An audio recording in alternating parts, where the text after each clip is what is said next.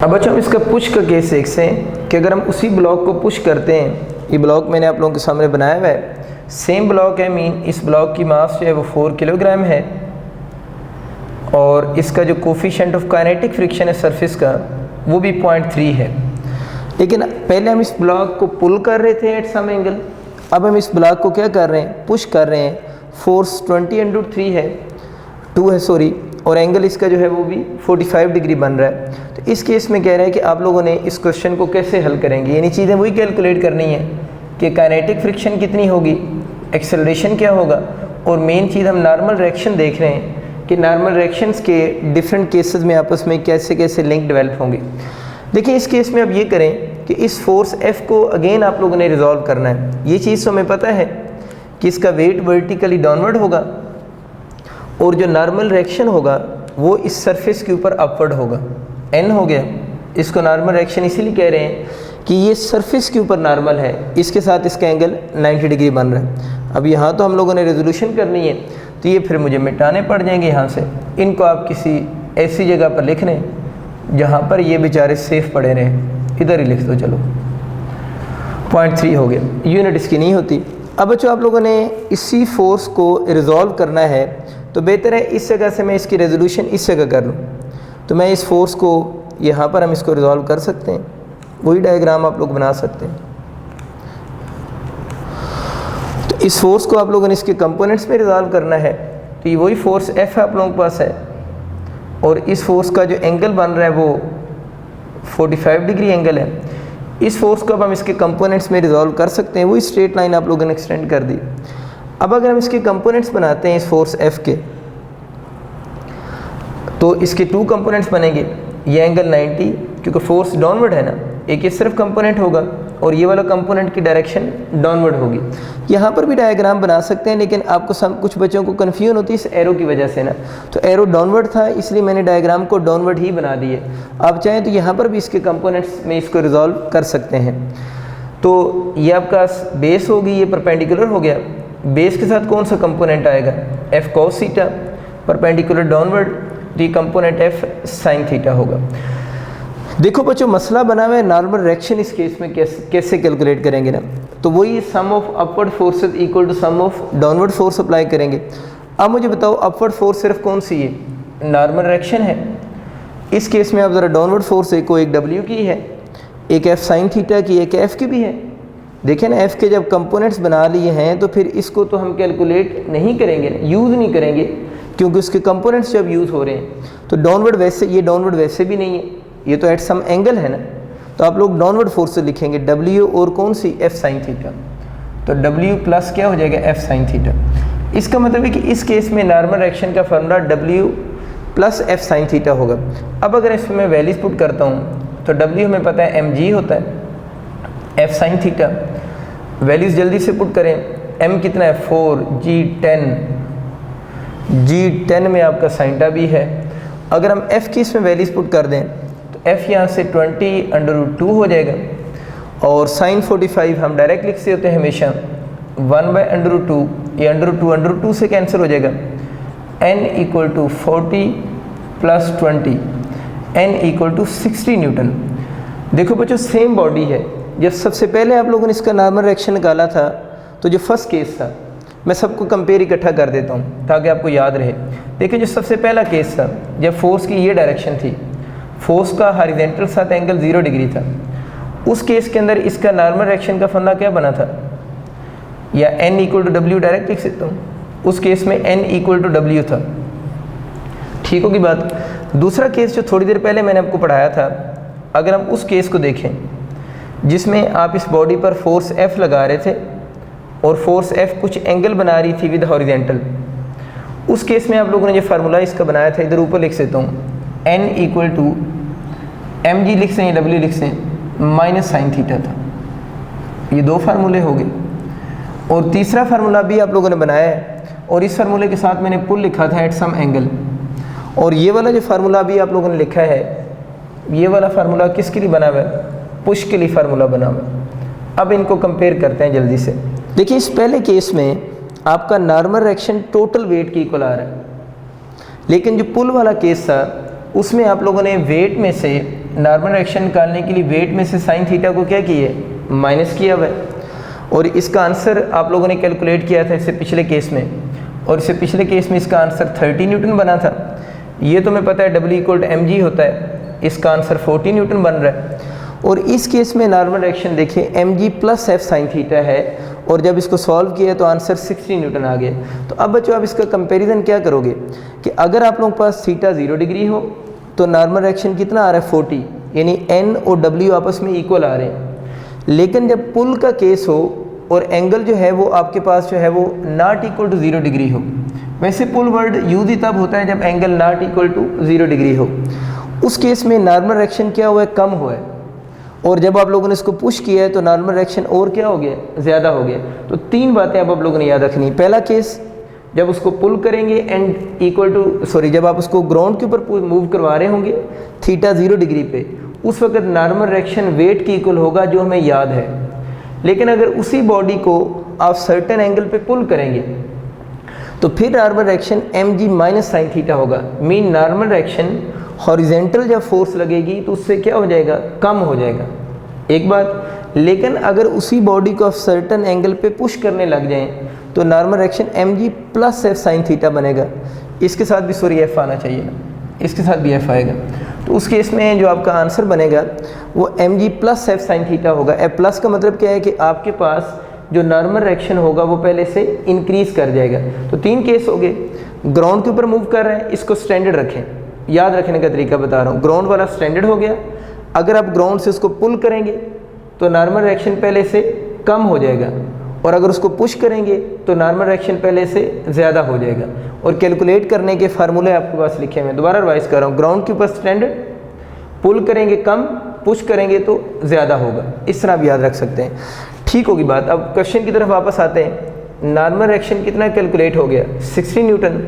अब बच्चों अपने क्वेश्चन हमारा क्या है, एफ के तो अब बहुत ईजिली, बड़े आराम से, बल्कि शर्म से कैलकुलेट हो जाएगी। एफ के इक्वल टू म्यू के इंटू एन होता है।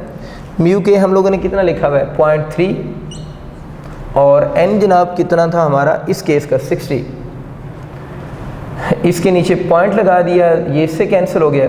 तो इस केस में जो काइनेटिक फ्रिक्शन बन रही है वो 18 न्यूटन है। इसका मतलब ये हुआ कि अगर फोर्स बॉडी पर इस डायरेक्शन में लग रही है तो काइनेटिक फ्रिक्शन इस केस में होगी। तो इस केस में जो काइनेटिक फ्रिक्शन है वो कितनी आ रही है, 18 न्यूटन आ रही है। एक और बच्चे बहुत अच्छी बात जो आप लोगों को समझ आ रही होगी। अच्छा, अब आपके पास जो एफ के आ रही है वो आपके पास कितनी आ रही है, 18 न्यूटन आ रही है। नेक्स्ट अगर हम इसको देखते हैं तो एक्सेलरेशन आपको चाहिए। एक्सेलरेशन का फॉर्मूला क्या होता है, एफ नेट इक्वल टू कौन सा है, एम ए की इक्वल होगा। अगर एफ नेट इक्वल टू कौन सा है, एम ए की इक्वल आप लिख रहे हैं, तो एफ नेट कैसे निकालेंगे। आप लोगों ने इस बॉडी पर जो हॉरिजेंटल डायरेक्शन में, इस डायरेक्शन में फोर्स कितनी लग रही है, एफ कॉस थीटा। तो इस डायरेक्शन में फोर्स कौन सी लग रही है, एफ। तो नेट फोर्स निकालने के लिए आप लोगों ने एफ कॉस थीटा में से माइनस हमेशा करते हैं किसको, एफ के को, इक्वल टू एम ए हो जाएगा। अब आप इसमें वैल्यू पुट कर सकते हैं। अब हम इसमें एफ़ की वैल्यू पुट करते हैं। एफ़ आपके पास है 20√2, कॉस 45 है तो कॉस 45 पे 1/√2 हो जाएगा। काइनेटिक फ्रिक्शन आपको 18 गिवन है, इक्वल टू एम ए है, मास 4 किलोग्राम है, एक्सेलरेशन को ए लिख देंगे। √2 से कैंसिल हो जाएगा, तो 20 - 18 इज़ इक्वल टू 4a, ये 2 हो जाएगा 4a, और a इज़ इक्वल टू हो रहा है 2/4। तो यहाँ से एक्सेलरेशन जो बनेगा 1/2 मीटर पर सेकंड स्क्वायर आपका होगा। अब बच्चों हम फ्रिक्शन की नेक्स्ट टाइप्स की तरफ चलते हैं, जिनमें से एक टाइप हमारे पास स्टैटिक फ्रिक्शन है और दूसरी जो टाइप है वो लिमिटिंग फ्रिक्शन है। इनमें देखते हैं डिफरेंसेस और सिमिलरिटीज़ वगैरह क्या हैं। सपोज करें आपका इसको बॉडी है और इस बॉडी पर आप कोई फोर्स अप्लाई कर रहे हैं सो दैट ये बॉडी मूव करे। सपोज करता हूँ कि मैं इस बॉडी पर 6 न्यूटन फोर्स लगा रहा हूँ इस बॉडी को मूव करवाने के लिए, और जब आप लोगों ने इस पर 6 न्यूटन फोर्स लगाई है तो अगर ये बॉडी मूव नहीं कर रहा, ये बॉडी किस स्टेट में है, रेस्ट की स्टेट में है, तो इसका मतलब ये हुआ कि अगर हम तो इस पर फोर्स लगा रहे हैं ये बॉडी किस स्टेट में है, रेस्ट की स्टेट में है, तो इसका मतलब ये हुआ कि अगर ये बॉडी रेस्ट की स्टेट में है तो इस बॉडी पर रेस्ट में भी एक फ्रिक्शन एक्ट कर रही है, और जब बॉडी रेस्ट की स्टेट में होता है उस पर जो फ्रिक्शन एक्ट करती है उस फ्रिक्शन को हम किसका नाम देते हैं, स्टैटिक फ्रिक्शन का नाम देते हैं। तो स्टैटिक फ्रिक्शन बॉडी पर कब एक्ट करेगी, जब बॉडी किस स्टेट में होगा, रेस्ट की स्टेट में होगा। अब देखना ये है कि जो स्टैटिक फ्रिक्शन है और जो लिमिटिंग फ्रिक्शन है इन दोनों में डिफरेंसेस क्या है।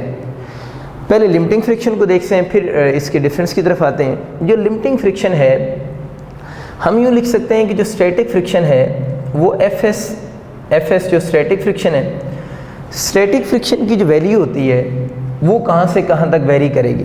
स्टैटिक फ्रिक्शन की वैल्यू वेरी करती है 0 से लेकर, इसकी जो वैल्यू वेरी कर रही होती है एफ लिमिटिंग तक, यानी इसकी मैक्सिमम वैल्यू जो स्टैटिक फ्रिक्शन की होगी वो एफ लिमिटिंग के बराबर होगी। अब बच्चों हम बात करते हैं फ्रिक्शन की जो अदर टाइप्स हैं, जिसमें एक स्टैटिक फ्रिक्शन है और second one is limiting friction. देखिए स्टैटिक नाम से जाहिर है कि ये उस वक्त फ्रिक्शन बॉडी पर एक्ट करेगी जब बॉडी स्टैटिक होगा, मीन बॉडी रेस्ट में होगा। इसको एक एग्जांपल से समझें। सपोज करें ये एक बॉडी है, हम इस बॉडी पर कोई फोर्स अप्लाई कर रहे हैं, लेकिन इस फोर्स के अप्लाई करने की वजह से भी ये बॉडी किस स्टेट में है, रेस्ट की स्टेट में है। इसका मतलब ये कि कोई ऐसी फ्रिक्शन है जो बॉडी को मूव करने नहीं दे रही, जिसकी वजह से फिर बॉडी किस स्टेट में, रेस्ट की स्टेट में है। तो ऐसी फ्रिक्शन को हम किसका नाम देते हैं, स्टैटिक फ्रिक्शन का नाम देते हैं। तो बॉडी पर हम फोर्स लगा रहे हैं, तो जो फ्रिक्शन बॉडी को मूव करने नहीं दे रही, यानी उस फ्रिक्शन को हम किसका नाम दे रहे हैं, स्टैटिक फ्रिक्शन का नाम देंगे। तो स्टैटिक फ्रिक्शन बेसिकली अपोजिशन है, और ये कौन सी अपोजिशन है, ये अपोजिशन है to the tendency of relative motion को, यानी ये अपोजिशन है to the tendency of relative motion. इस बात को ज़रा समझें। देखिए जो स्टैटिक फ्रिक्शन है वो हम बोल रहे हैं अपोजिशन है। अपोजिशन रिलेटिव मोशन की नहीं है, क्योंकि बॉडी में मोशन तो हो ही नहीं रही, बल्कि ये अपोजिशन है to the tendency of relative motion को, मीन बॉडी को रिलेटिव मोशन में आने से जो रोकने वाली चीज़ है ना, उस चीज़ को हम किसका नाम दे रहे हैं, स्टैटिक फ्रिक्शन का नाम दे रहे हैं। कि ये बॉडी कोई मोशन से पहले फ्रिक्शन है, जो बॉडी को मोशन में आने नहीं दे रही, उस फ्रिक्शन को हम स्टैटिक फ्रिक्शन का नाम देंगे। और ये हमें आइडिया हो रहा है कि ये फ्रिक्शन बॉडी पर कब एक्ट करेगी, जब बॉडी रेस्ट की स्टेट में होगा। मैंने आपको बताया था कि बच्चे जो स्टैटिक फ्रिक्शन है या जो काइनेटिक फ्रिक्शन है वो कांस्टेंट होती है, लेकिन आप लोगों ने याद रखना है जो स्टैटिक फ्रिक्शन है वो कांस्टेंट नहीं होती, बल्कि स्टैटिक फ्रिक्शन वेरिएबल होती है। और इसके लिए मैं एक और वर्ड लिख रहा हूँ, ये सेल्फ एडजस्टिंग होती है। ये बातें मैं थोड़ी देर तक एक्सप्लेन करता हूँ कि जो स्टैटिक फ्रिक्शन है वो वेरिएबल है, काइनेटिक फ्रिक्शन क्या बोला था, कांस्टेंट होती है। और ये वाली जो स्टैटिक फ्रिक्शन है ये क्या होती है, सेल्फ एडजस्टिंग होती है। सेल्फ एडजस्टिंग की क्या मीनिंग है वो थोड़ी देर तक आपको आइडिया होगा। और एक और चीज़ अपने पास आप लिख लें कि स्टैटिक फ्रिक्शन जो होती है इसकी जो वैल्यूज़ होती हैं, यानी इसकी पूरी रेंज होती है। मैंने बोला ना सेल्फ एडजस्टिंग होती है, तो इसकी फिर रेंज होगी। और याद रखना है स्टैटिक फ्रिक्शन जो होती है इसकी वैल्यू 0 के इक्वल भी हो सकती है, 0 से ग्रेटर भी हो सकती है, और इसकी जो मैक्सिमम वैल्यू होगी वो इक्वल टू होगी एफ लिमिटिंग के। लिमिटिंग फ्रिक्शन क्या है उस पर भी हम बात करते हैं। तो जो स्टैटिक फ्रिक्शन है वो बेसिकली क्या बोला है, वेरिएबल होती है। देखें वेरिएबल तो है, इसकी वैल्यू 0 से लेकर एफ लिमिटिंग तक चेंज हो सकती है। और ये सेल्फ एडजस्ट खुद को क्यों कर रही है इस पे भी हम बात करेंगे, लेकिन अभी आप वेरिएबल लफ्ज़ को समझें कि इसकी वैल्यू 0 से लेकर एफ लिमिटिंग तक है। तो मैं कह सकता हूँ ना कि स्टैटिक फ्रिक्शन की जो मैक्सिमम वैल्यू होगी वो किसकी इक्वल होगी, एफ लिमिटिंग होगी। इसलिए मैंने लेक्चर के शुरू में कहा था कि लिमिटिंग फ्रिक्शन को हम एफ एस मैक्सिमम भी कहते हैं। और ये वाली फ्रिक्शन भी कब होती है, जब बॉडी रेस्ट की स्टेट में हो। और ये वाली फ्रिक्शन भी कब है, जब बॉडी की स्टेट में हो, रेस्ट की स्टेट में हो। बल्कि इस रेस्ट के साथ हमें एक और वर्ड ये लिखना चाहिए कि लिमिटिंग फ्रिक्शन बॉडी पर उस वक्त एक्ट कर रही होती है जब body at the point of motion हो, at the point of motion. यानी जब body at the point of motion पे होगा उस वक्त जो फ्रिक्शन एक्ट करेगी वो कौन सी है, लिमिटिंग फ्रिक्शन होगी, जब body at the point of motion पे होगा। अब जो लिमिटिंग फ्रिक्शन होती है उसके बारे में बच्चे आप लोगों ने याद रखना है, F L mean limiting friction. इसका भी नॉर्मल रिएक्शन के साथ डायरेक्ट रिलेशन होता है, यानी लिमिटिंग फ्रिक्शन का भी काइनेटिक फ्रिक्शन की तरह नॉर्मल रिएक्शन के साथ डायरेक्ट रिलेशन है। अगर हम इस प्रोपोर्शनैलिटी के साइन को ख़त्म करते हैं तो इसका जो कांस्टेंट आता है उसका म्यू एस कहते हैं इन टू एन, और म्यू एस जो है वो कांस्टेंट है of static friction, mu S is constant of static friction. और इस कांस्टेंट के बारे में भी याद रखना है, इस कांस्टेंट की भी नो यूनिट एंड डायमेंशन। क्यों यूनिट और डायमेंशन नहीं है? देखिए ये जो म्यू एस है ये भी बेसिकली एफ एल और एन यानी टू फोर्सेस की रेशियो आ रही है, इस वजह से इसकी भी कोई यूनिट और डायमेंशन नहीं होती। और हम ये कहते हैं कि जो लिमिटिंग फ्रिक्शन होती है ये बॉडी पर कब एक्ट करती है, जब बॉडी एट द वर्ज और eight the point of motion पे होगा, मोशन में आया नहीं है लेकिन जस्ट मोशन स्टार्ट होने लगी है, उस वक्त जो फ्रिक्शन होगी उसको हम लिमिटिंग फ्रिक्शन कहेंगे। और उस ये जो लिमिटिंग फ्रिक्शन होती है ये बेसिकली एफ एस यानी स्टैटिक फ्रिक्शन की कौन सी वैल्यू होगी, मैक्सिमम वैल्यू होगी। अब बच्चे हम इसको एक एग्जांपल से समझते हैं ताकि जो बोर्ड पे बातें लिखी हुई हैं वो आपको सही तरह क्लियर हो जाए। आप सपोज करें आपका से एक बॉडी है, आप उस बॉडी पर 6 न्यूटन फोर्स लगा रहे हैं, यानी बॉडी पर हम 6 न्यूटन फोर्स लगा रहे हैं और इस बॉडी की मास अज्यूम कर लेते हैं 4 किलोग्राम है, यानी बॉडी की मास 4 किलोग्राम है।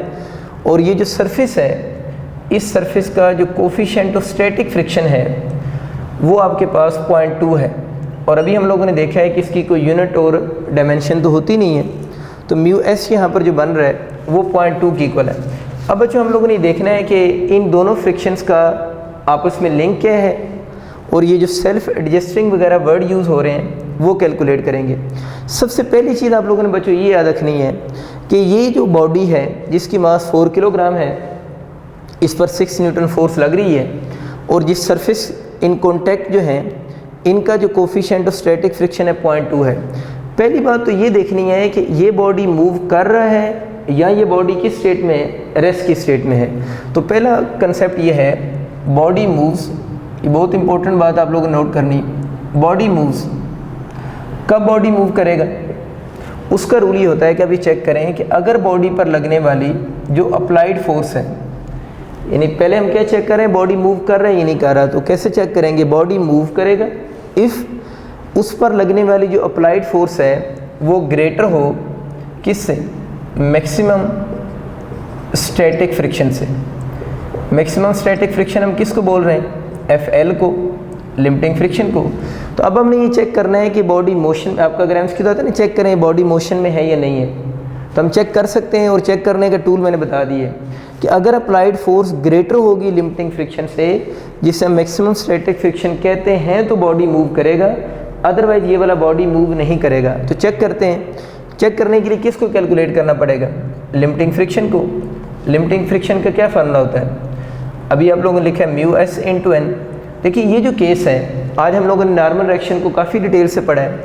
इस केस में तो ऐसा केस है जिसमें फोर्स हॉरिजॉन्टल के पैरेलल है, तो वेट वर्टिकली डाउनवर्ड होगा और नॉर्मल रिएक्शन अपवर्ड होगा।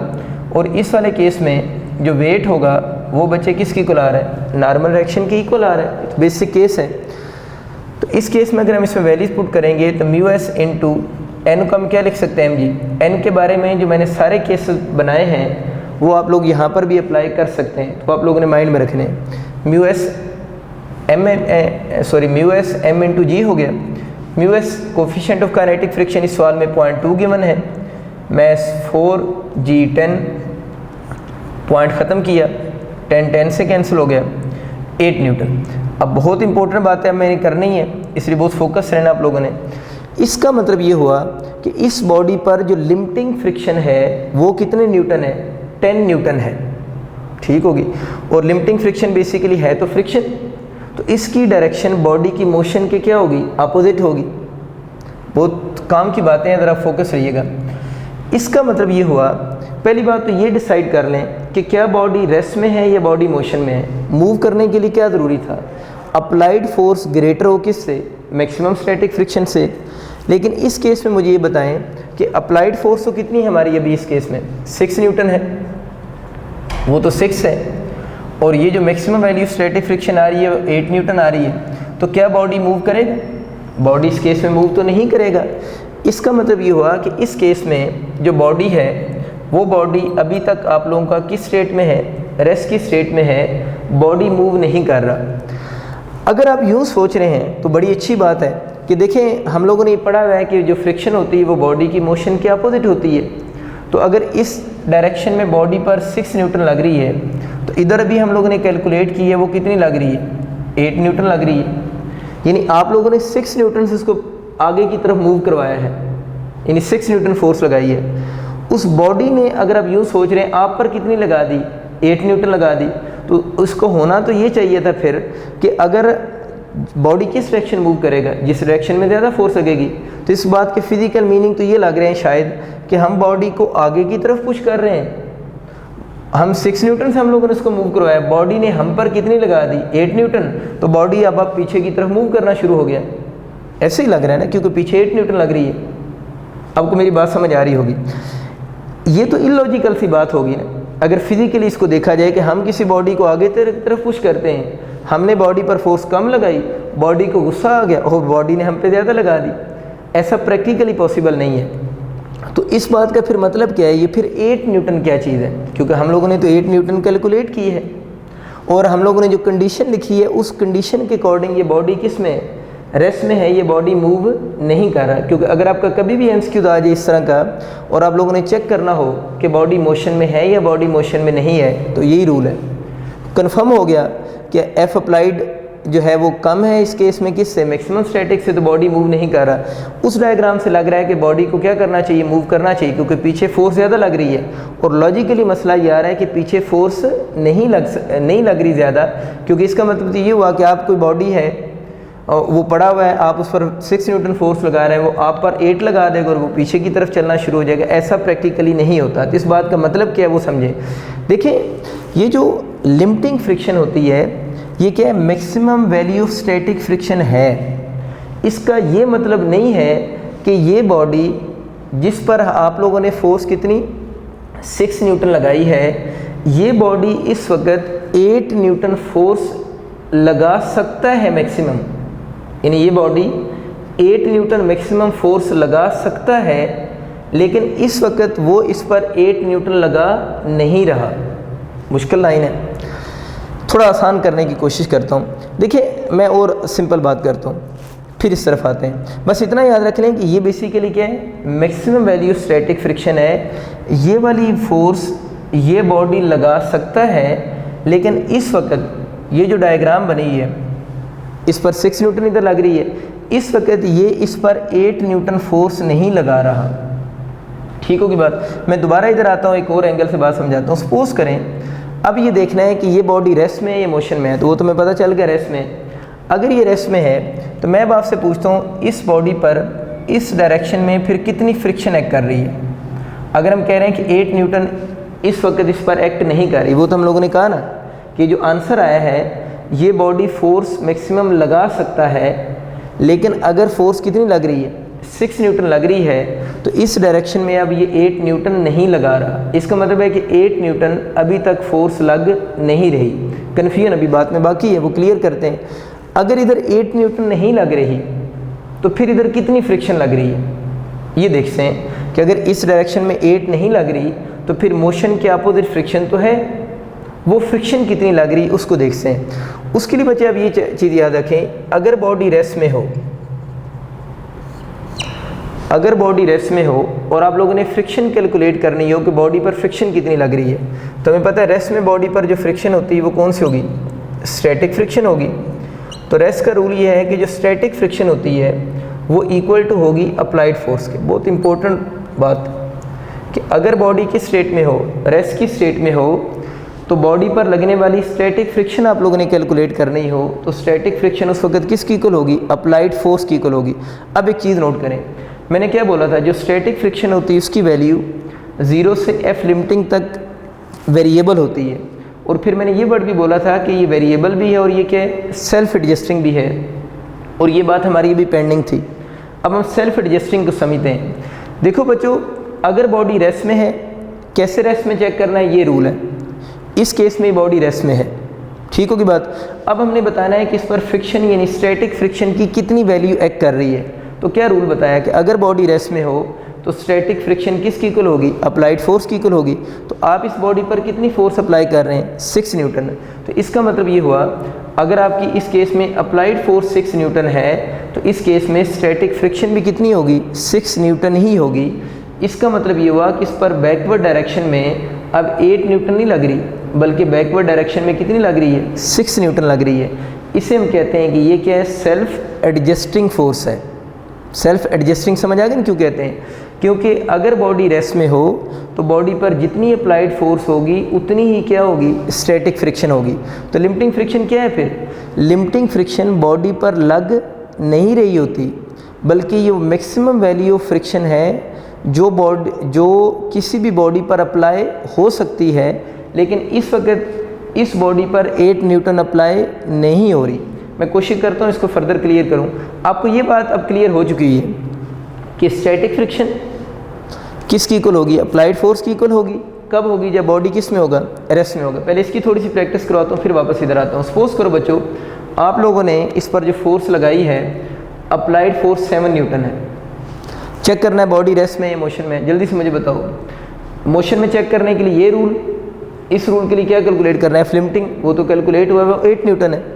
अब मुझे बताओ बॉडी अब भी किस में है, रेस्ट की स्टेट में है। आप लोग कितनी लगा रहे हैं, 7 न्यूटन। तो अब मुझे बताओ स्टैटिक फ्रिक्शन कितनी होगी। रेस्ट के लिए स्टैटिक फ्रिक्शन किसकी इक्वल होती है, अप्लाइड फोर्स की इक्वल होती है। तो इस सेंस की उसका आंसर होगा, ये भी कितने न्यूटन होगी, 7 न्यूटन होगी। अप्लाइड 7, ये भी 7, जब बॉडी किस स्टेट में है, रेस्ट की स्टेट में है। अब बच्चों मुझे बताओ, आप लोगों ने इस बॉडी पर लगाई है 8 न्यूटन फोर्स। आप लोगों ने बॉडी पर कितनी लगाई, 8 न्यूटन फोर्स लगाई। अब मुझे बताएं, देखना ये है कि बॉडी रेस्ट में है, बॉडी किस में है, मोशन में है। दोबारा ये वाला रूल आप लोगों ने अप्लाई किया, कैलकुलेशन हुई है, एफ लिमिटिंग कितनी आ गई, 8 न्यूटन। इसका मतलब ये हुआ कि आप लोग 8 न्यूटन लगा रहे हैं, चेक किया बॉडी रेस्ट में, मोशन में, अप्लाइड फोर्स को इक्वल आना चाहिए, ग्रेटर आना चाहिए था। समझ आएगी बात, किससे ग्रेटर आना चाहिए था, मैक्सिमम स्टैटिक के। लेकिन इस केस में अप्लाइड भी कितनी आ रही है, 8 न्यूटन है, और मैक्सिमम स्टैटिक लिमिटिंग भी कितनी है, 8 न्यूटन है। तो इस स्टेट में क्या बॉडी मूव करेगा, बिल्कुल मूव नहीं करेगा, क्योंकि ग्रेटर पे मूव करना है। तो अगेन बॉडी किस स्टेट में है, रेस्ट की स्टेट में है।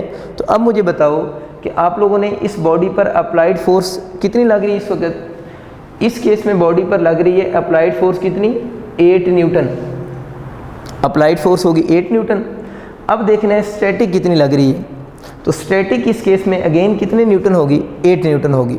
आखिरी बात अब आपको क्लियर हो जाएगी। अब बच्चों आप लोगों ने इस बॉडी पर फोर्स लगाई है 10 न्यूटन। कितने लगाई है, 10 न्यूटन। 8 न्यूटन पे बॉडी मैंने किस में बताया था, रेस्ट में।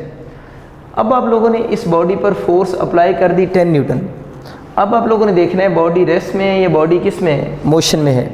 मुझे बताओ ये वाला रूल अप्लाई करोगे, एफ लिमिटिंग कितनी आ गई, 8 न्यूटन।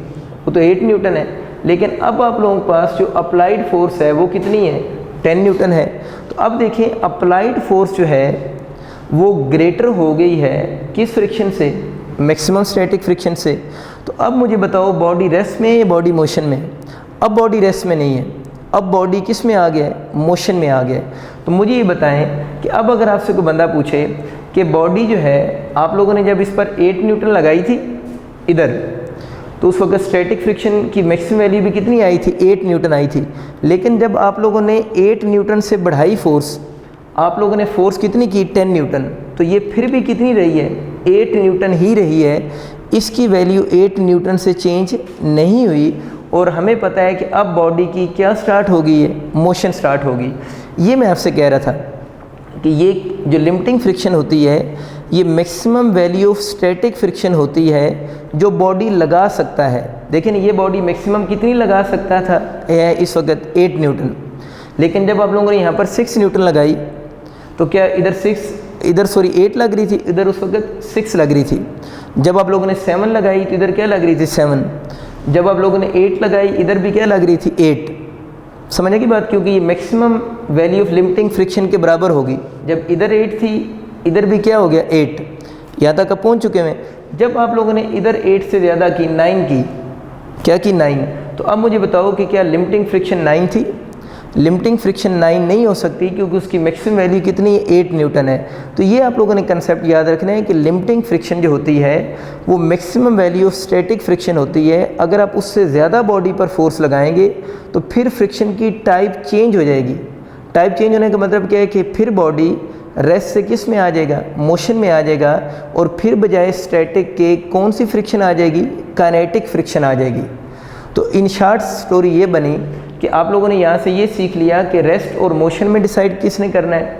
अगर ये चीज़ हो बॉडी मोशन में आ जाएगा, और अगर आपके पास ये कंडीशन अप्लाई नहीं हो रही, लिमिटिंग फ्रिक्शन जो है वो आपकी ग्रेटर आ रही है किससे? अप्लाइड फोर्स से, तो बॉडी रेस्ट की स्टेट में होगा, और रेस्ट की स्टेट में आप लोग फ्रिक्शन इस फार्मूला से कैलकुलेट कर सकते हैं। और फिर हमें समझ आ गया कि लिमिटिंग फ्रिक्शन हमें क्या आइडिया दे रही है, ये हमें maximum value of static friction बता रही है, और ये आपके पास जो है वो जब अप्लाइड फोर्स जो होगी वो ग्रेटर हो जाएगी लिमिटिंग फ्रिक्शन से, तो उस वक्त बॉडी किस में आ जाएगा? मोशन में आ जाएगा, क्योंकि ये वाला बॉडी जब रेस्ट में होता है तो इससे ज़्यादा अपोजिशन ऑफर नहीं कर सकता।